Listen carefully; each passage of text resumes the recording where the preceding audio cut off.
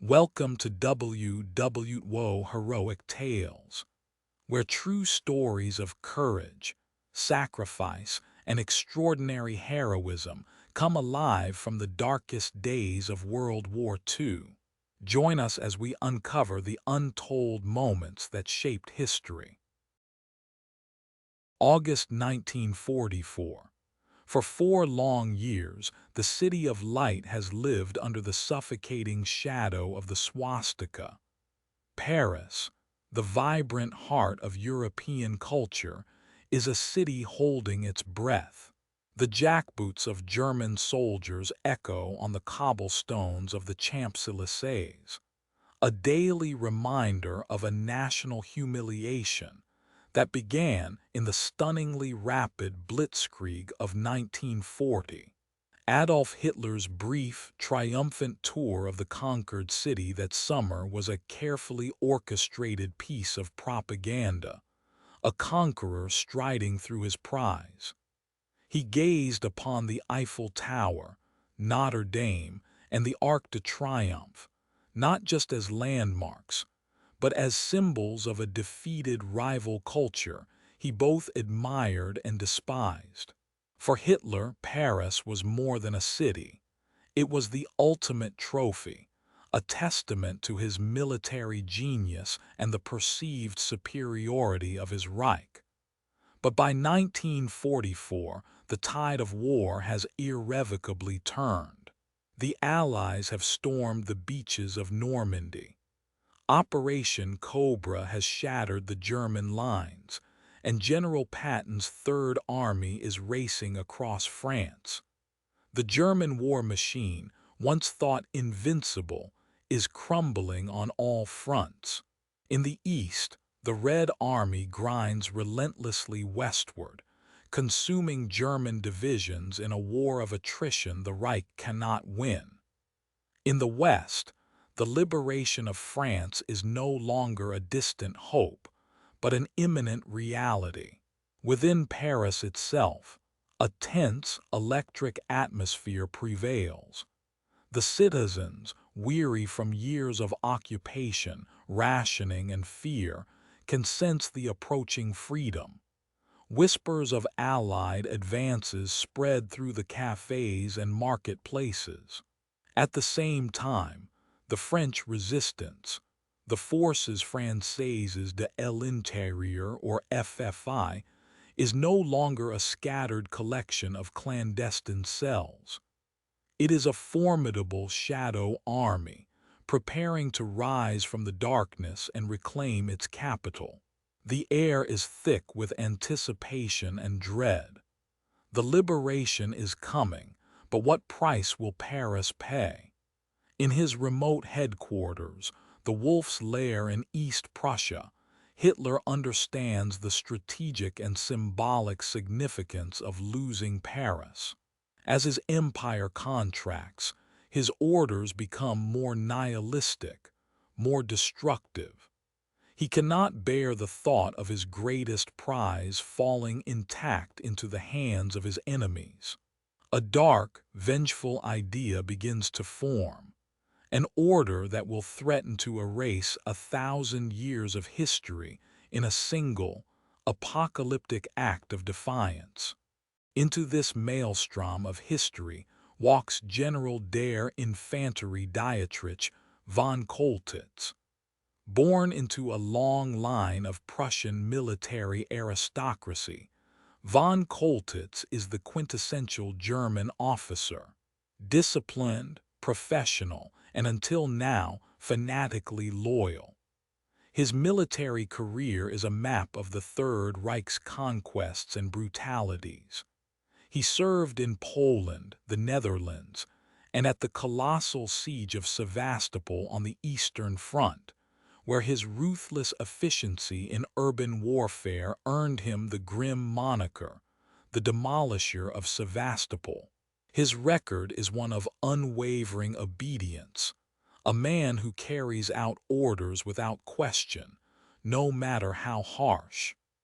By 1944, he is a decorated, battle-hardened veteran, having witnessed the peak of German power and the beginning of its bloody decline.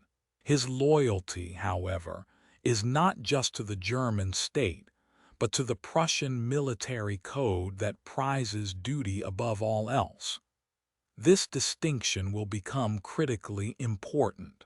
In early August 1944, von Choltitz is summoned to the Wolf's Lair for a personal audience with Hitler. The Führer he meets is not the confident leader of 1940. He is a stooped, trembling figure, ravaged by stress, medication, and the recent assassination attempt of the 20th July plot.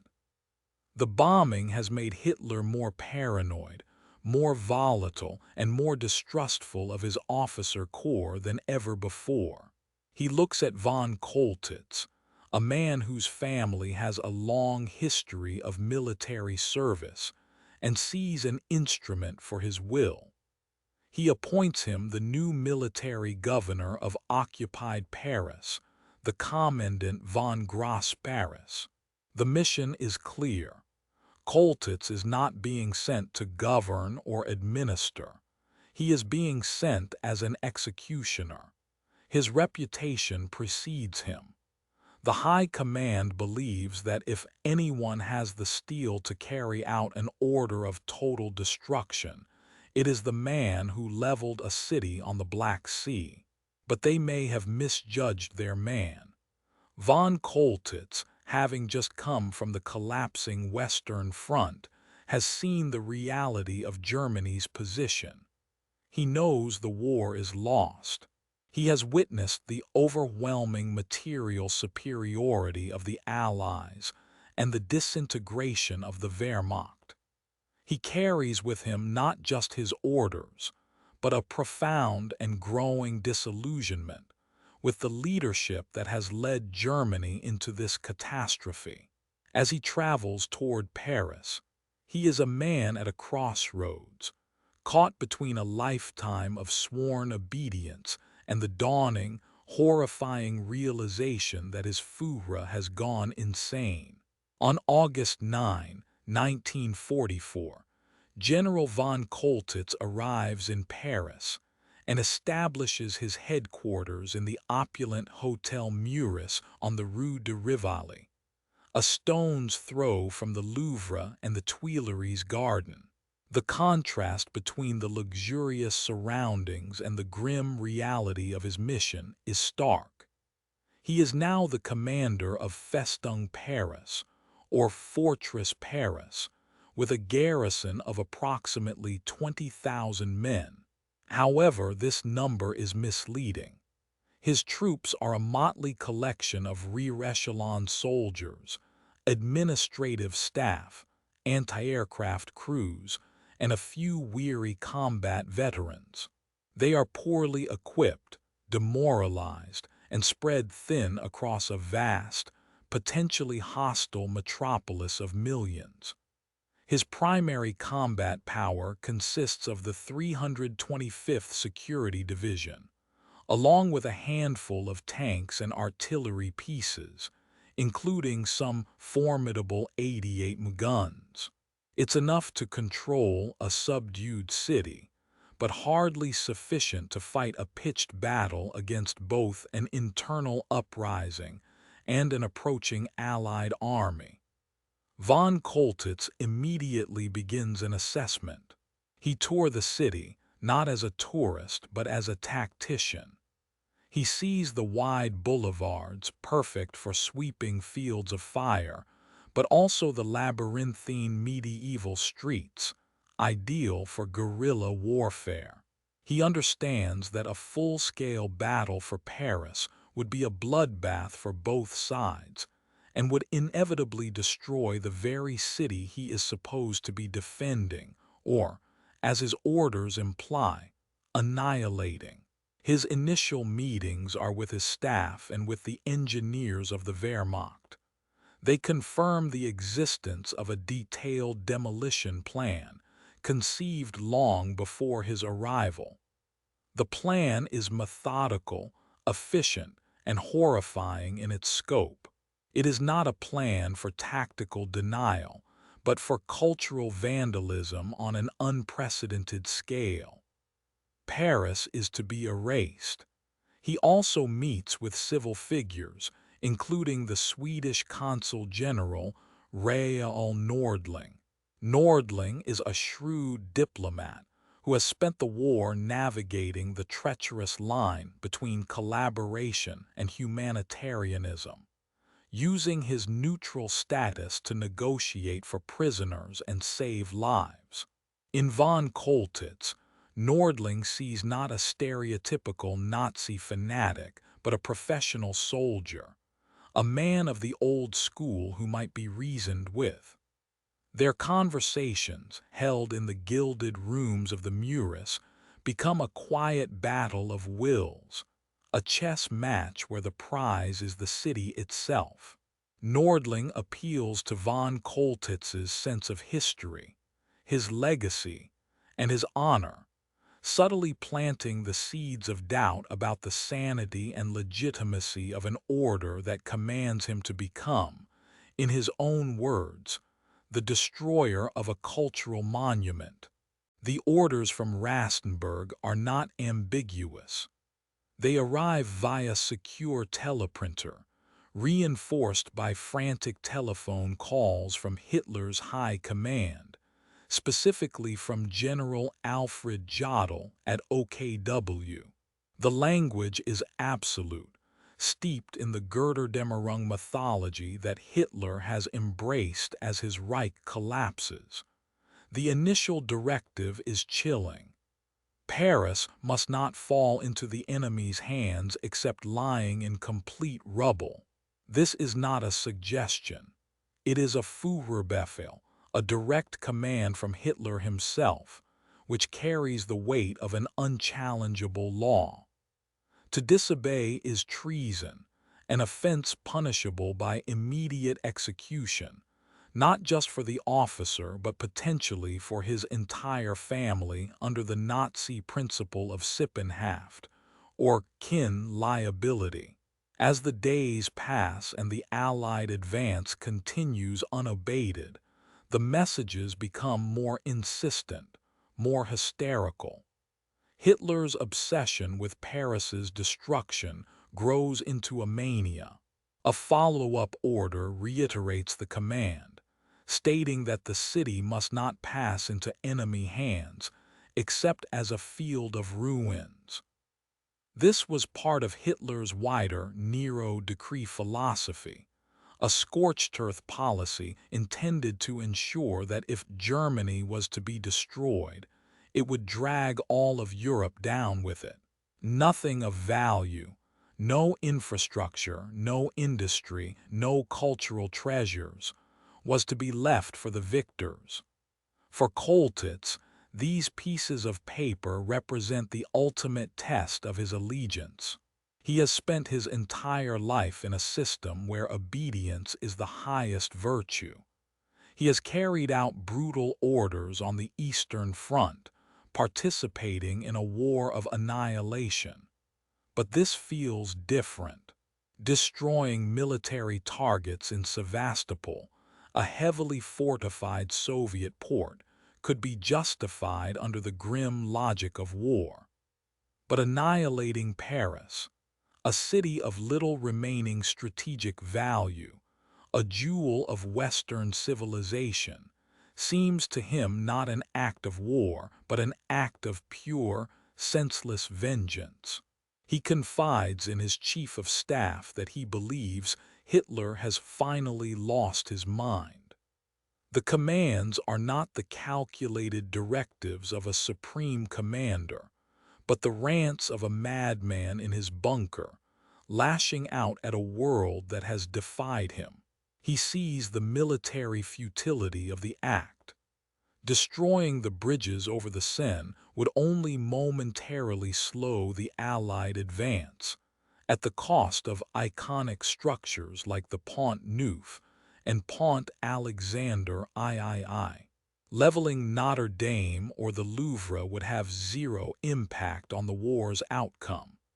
It would be a final, spiteful gesture that would stain the honor of the German army for 1,000 years. This internal conflict rages within him. His oath, his career, the safety of his wife and children back in Germany, all demand obedience. But his own eyes, his own military logic, and a developing, perhaps surprising, affection for the beautiful city around him, all scream defiance. While General von Choltitz wrestles with his conscience, his engineers are hard at work. Following the pre-existing demolition plan, codenamed Festungspionier Plan I, German army engineers, the Pionier, methodically begin to wire Paris for death. The operation is a masterpiece of destructive engineering. Teams are dispatched to over 400 key locations across the city. The targets are not just military or industrial. They are the very soul of Paris. The primary targets are the 32 bridges spanning the Seine. Charges of hexanite, a powerful military explosive, are strapped to the support pillars of the Pont Neuf, the Pont des Arts, and every other crossing. The plan is to sever the city in two, creating a formidable water barrier and plunging the islands of Isle de la Cité and Isle Saint-Louis into chaos. Naval mines are even prepared to be floated down the river to enhance the destruction. But the plan goes far beyond the bridges. Explosives are placed in the basements of major government buildings, including the Luxembourg Palace, the Foreign Ministry at the Quai d'Orsay, and the Bourbon Palace, home of the National Assembly. Key infrastructure hubs like the Gare de Lyon and Gare du Nord railway stations are rigged. The telephone exchanges and power stations that keep the city running are prepared for demolition. Most horrifically, the cultural icons are not spared. A special commando team wires the foundations of the Eiffel Tower with enough explosives to buckle its iron legs and send the 1,000-foot structure crashing down into the Champ de Mars. Similar preparations are made at Notre Dame Cathedral, the Louvre, and the Arc de Triomphe. The detonators for these widespread charges are to be centralized at Choltitz's headquarters in the Hotel Muris. The plan is to trigger a devastating, sequential series of explosions that would ripple across the city, creating a firestorm and reducing centuries of art and architecture to dust and rubble. The amount of explosives is staggering. Tons upon tons of military-grade material stored in basements and tunnels. A hidden network of annihilation waiting for a single command. The sounds of drilling and hammering can be heard from some of these locations, adding to the citizens' terror. Rumors fly through the city of what the Germans are planning, creating a palpable sense of impending doom. For Choltitz, every report from his engineering teams is another weight on his soul. The plan is ready. The city is primed. All that is required is his signature on the final order. The technical means for destruction are in place, making his moral decision all the more immediate and terrifying. The people of Paris do not wait passively for their fate to be decided by a German general or an Allied army. On August 19, 1944, spurred on by news of the Allied approach and coded messages from the BBC, the French resistance decides to act. Colonel Henry Rahl Tanguy, the communist leader of the FFI in the Paris region, issues a call to arms. The city explodes. What begins as a series of scattered strikes and acts of sabotage quickly escalates into a full-blown urban uprising. The tricolor, the forbidden flag of France, suddenly appears on public buildings, most notably flying defiantly from the prefecture of police on the Isle de la Cité. This becomes the first major building liberated by the resistance, and it serves as a powerful symbol and rallying point. All across the city, Parisians from all walks of life join the fight. Students, factory workers, and even police officers retrieve hidden weapons, old hunting rifles, pistols, and a few precious Sten guns parachuted in by the Allies. They tear up paving stones and overturn cars to build barricades, transforming the city's elegant boulevards into a warren of makeshift fortifications. The FFI, numbering around 20,000 fighters, but with varying levels of training and equipment, begins to systematically attack the German garrison. Snipers fire from rooftops. German patrols are ambushed in narrow alleyways. Street fighting erupts around key points like the Place de la République and the Hôtel de Ville. The sounds of gunfire and grenade explosions replace the hum of the city. For General von Choltitz, the uprising is a military nightmare. His garrison is now engaged in a chaotic, multi-front battle against an invisible enemy that melts back into the civilian population. His lines of communication are cut, and his control over the city begins to slip. The resistance fighters, though lightly armed, are fighting on home turf with a ferocious determination. The uprising forces Choltitz's hand. He is compelled to use his limited combat troops to fight the insurrection, pulling them away from guarding the demolition sites. He responds with force, using tanks and artillery to shell resistance strongholds, inflicting casualties and damaging buildings. But it's like trying to put out 1,000 small fires at once.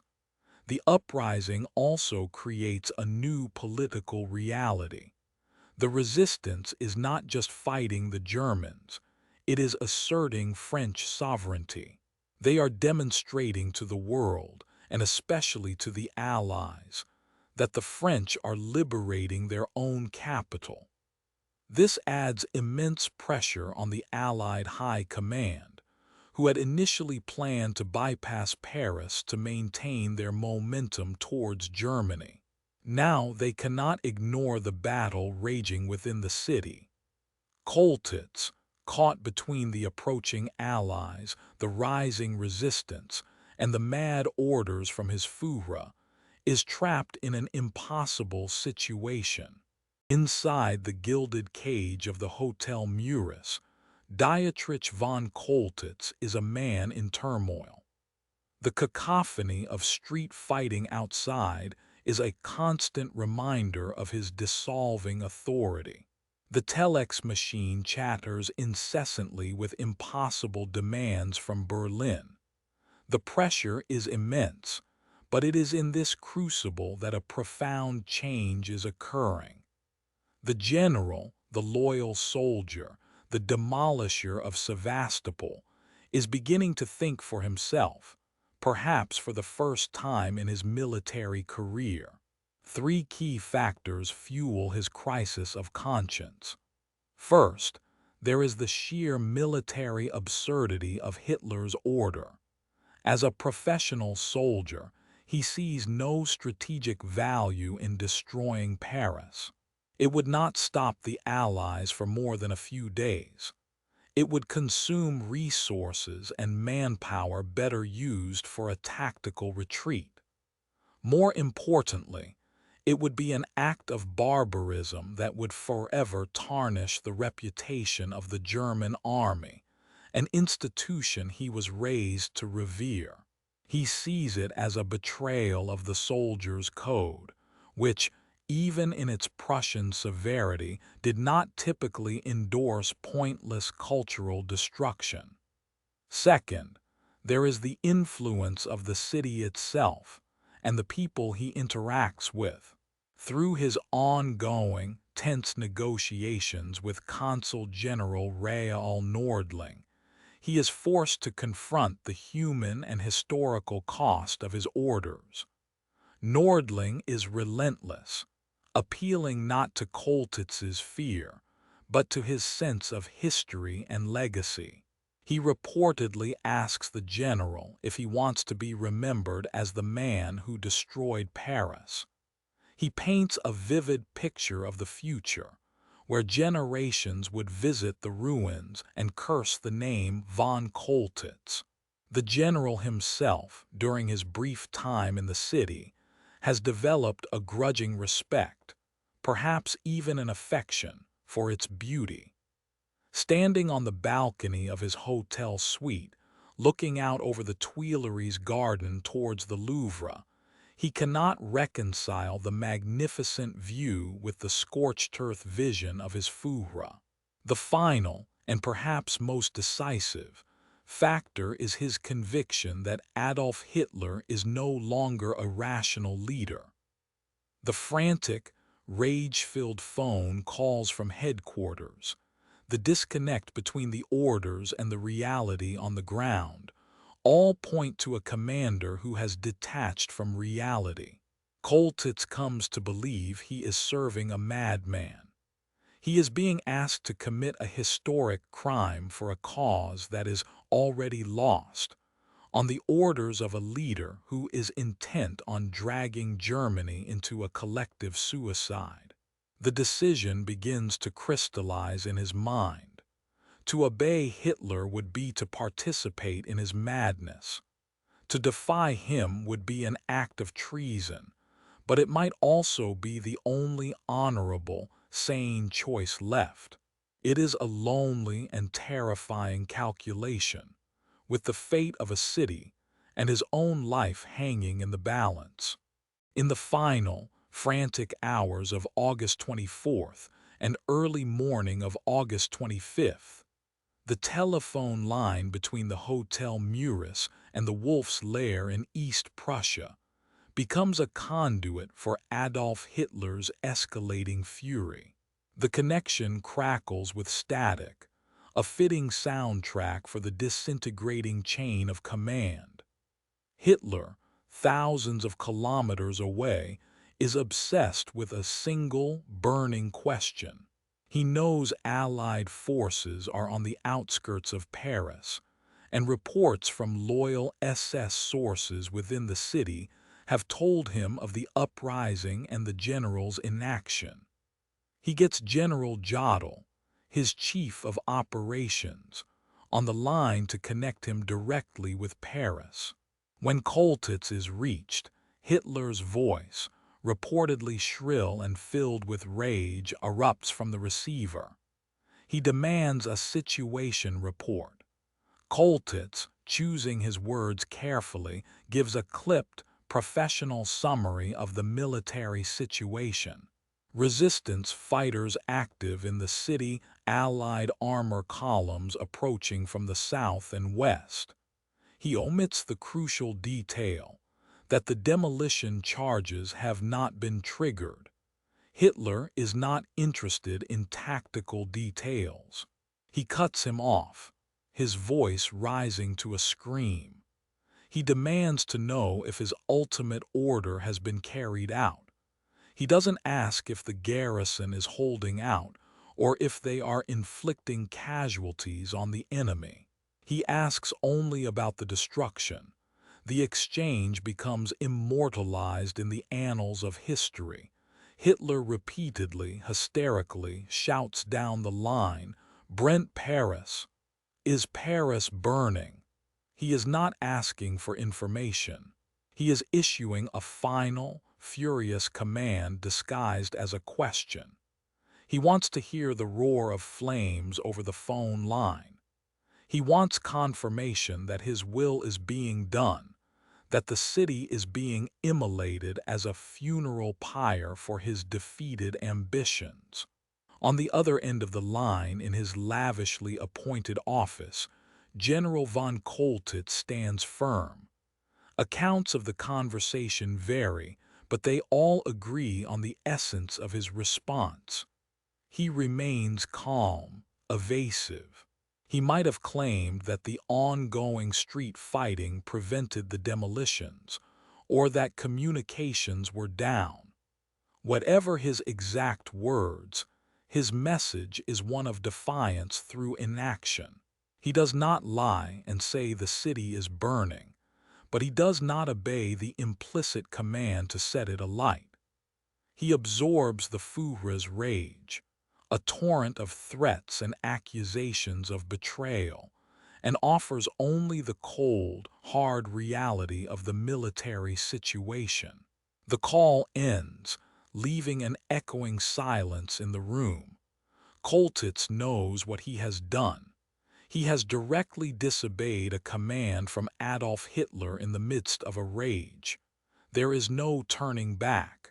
The bridge of loyalty has been burned, and now the bridges of Paris might be saved. The moment of truth has arrived. The decision is no longer theoretical. Allied spearheads, led by the French 2nd Armored Division under General Philippe Leclerc, are already penetrating the city's suburbs.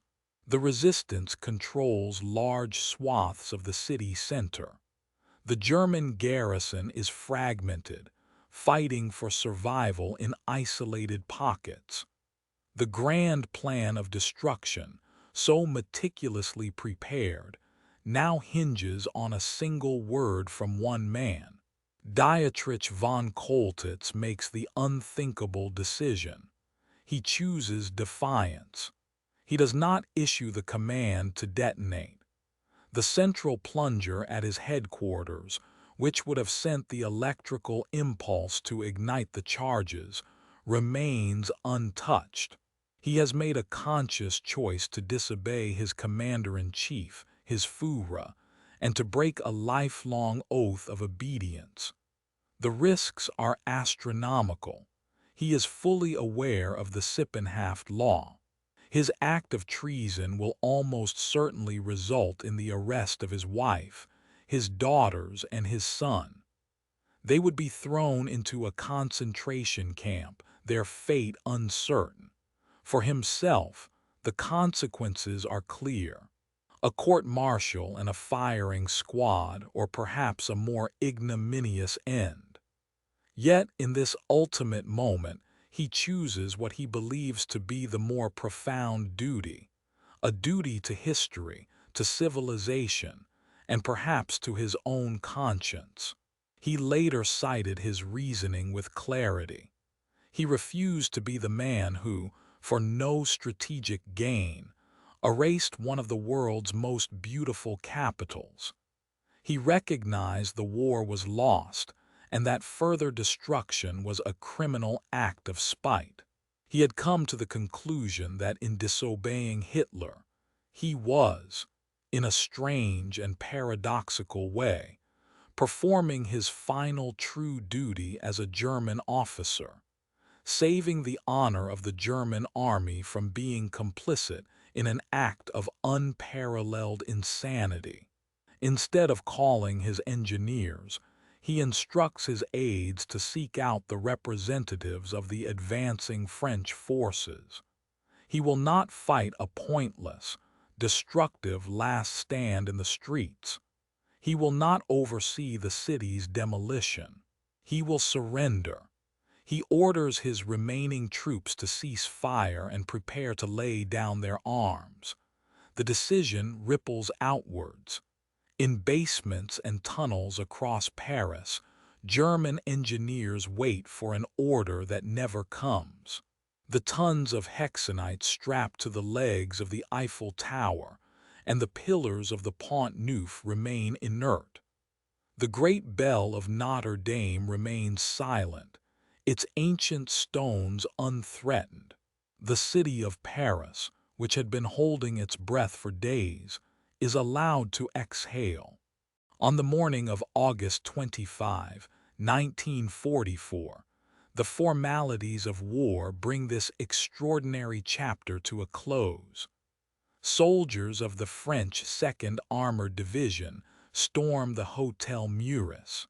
After a brief, intense firefight in the lobby and on the grand staircase, they reach the general's suite. There they find Dietrich von Choltitz, calm and composed, waiting for them. The conqueror has become the captive. He is escorted from his headquarters, through a crowd of jeering but jubilant Parisians, to the prefecture of police, the symbolic heart of the uprising. There, in a simple office, he officially surrenders the German garrison of Paris.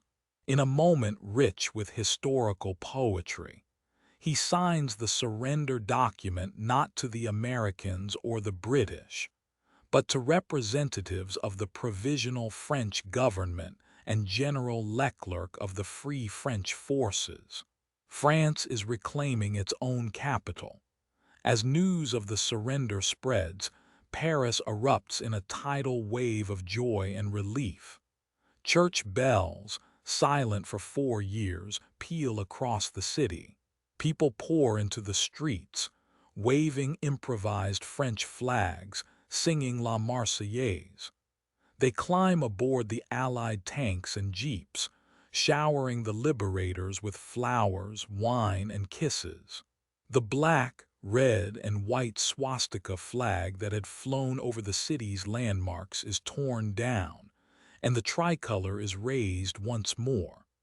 The liberation is not without its final, tragic cost. Sporadic fighting continues for hours as some German units, cut off from communication or led by fanatical officers, refuse to surrender. Snipers from rooftops continue to fire on the celebrating crowds. But the main battle is over. The city is free, and more miraculously, it is whole. General Charles de Gaulle, the towering leader of the Free French, arrives in the city that afternoon. He makes a triumphant walk down the Champs-Élysées, surrounded by a sea of his countrymen, a moment that solidifies his leadership and signals the rebirth of the French nation. Paris is liberated, scarred by the uprising but fundamentally intact. Its bridges still stand, its cathedrals are unharmed, its museums are safe.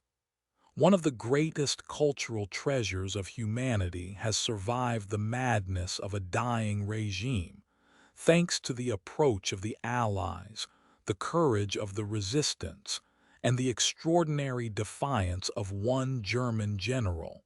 For Dietrich von Choltitz, the surrender of Paris was the end of his war but the beginning of a complicated legacy.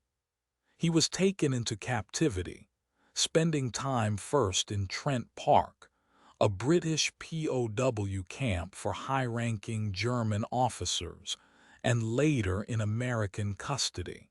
His conversations at Trent Park were secretly recorded, providing historians with invaluable insight into his mindset. In these recordings, he expressed contempt for Hitler and the Nazi regime, confirming his belief that he had been serving a madman. Fortunately for him and his family, the chaos of the collapsing Third Reich worked in their favor.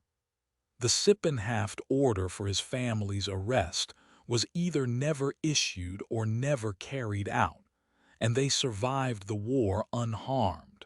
Choltitz was released from captivity in 1947 and lived a quiet life until his death in 1966. He was buried in Baden-Baden, with high-ranking French officers in attendance at his funeral, a remarkable tribute to their former enemy. However, his story has been the subject of intense historical debate. Was he truly the savior of Paris, a man of conscience who defied a criminal order at great personal risk?